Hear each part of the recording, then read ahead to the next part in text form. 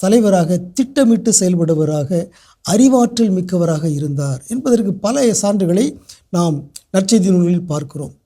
அவருடைய பணி வாழ்வில் அவருக்கென்று சில திட்டங்கள், சில உத்திகள் இருந்தன. எனவே அவர் வீணாக தன்னுடைய நேரத்தை, தன்னுடைய காலத்தை, தன்னுடைய ஆற்றலை, ஏன் தன்னுடைய உயிரை இழக்கவும் விரும்பவில்லை.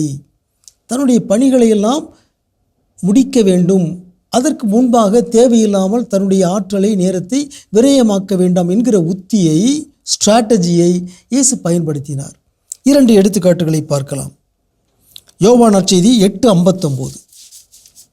யோவான் நற்செய்தி 8:59 யூதர்களோடு இயேசுவுக்கு வாக்குவாதம், ஆபிரகாமை பற்றி, யூத சடங்குகளை பற்றியெல்லாம் வாக்குவாதம் முற்றி வருகிறது. இயேசு அவரிடம், ஆபிரகாம் பிறப்பதற்கு முன்பே நான் இருக்கிறேன் என உறுதியாக உங்களுக்கு சொல்லுகிறேன் என்றார். 59. இதை கேட்ட அவர்கள் அவர் மேல் எரிய கற்களை எடுத்தார்கள். ஆனால் இயேசு மறைவாக நழுவி கோவிலிருந்து வெளியேறினார். மறைவாக நழுவி என்று சொல்லி பயன்படுத்தப்பட்டிருக்கிறது. நமக்கு வியப்பாக இருக்குது. ஆகவே இயேசு, நமக்கு தெரியும், இயேசு ஒரு அஞ்சாத மனிதராக, அச்சமற்ற மனிதராக இருந்தார். அவர் எதை கண்டும் அஞ்சவில்லை, யாரை கண்டும் அஞ்சவில்லை, ஏரோதை கண்டும் அஞ்சவில்லை, பிலாத்துவை கண்டும் அஞ்சவில்லை. ஆனால் இங்கே அவர் மறைவாக நழுவி கோவிலிலிருந்து வெளியேறினார் என்று யோவான் பதிவு செய்திருக்கிறார். இதைத்தான் நான் மறைப்பணி உத்தி என்று அழைக்கிறேன். இங்கே இயேசு அவர்களோடு போராடி, அவர்கள் கையில் சிக்கி, அவர்களிடம் மாட்டிக்கொண்டு தன்னுடைய நேரத்தை, தன்னுடைய ஆற்றலை விரயமாக்க விரும்பவில்லை.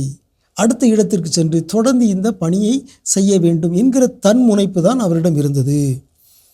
இன்னொரு எடுத்துக்காட்டை பார்க்கலாம். இதே யோவான் நற்செய்தி 10:39 நாம் வாசிக்கின்றோம். மீண்டும் ஒரு முறை யூதர்கள் அவரை கொல்வதற்கு முயற்சி செய்கிறார்கள்.